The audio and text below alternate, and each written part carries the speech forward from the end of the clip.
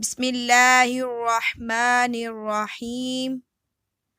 اللہ کے نام سے شروع جو بڑا مہربان نہایت رحم فرمانے والا ہے۔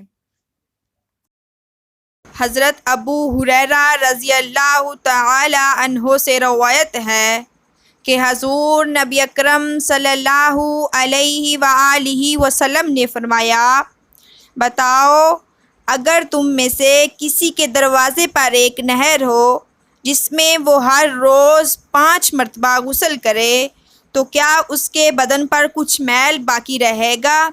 صحابہ کرام نے عرض کیا، اس کے بدن پر بالکل میل باقی نہیں رہے گا۔ آپ صلی اللہ علیہ وآلہ وسلم نے فرمایا، 5 نمازوں کی مثال بھی ایسی ہے، اللہ تعالیٰ ان کے سبب بندے کے گناہ مٹا دیتا ہے۔ اللہ پاک ہم سب کو 5 وقت کی نماز قائم کرنے کی توفیق عطا فرمائے، آمین یا رب العالمین۔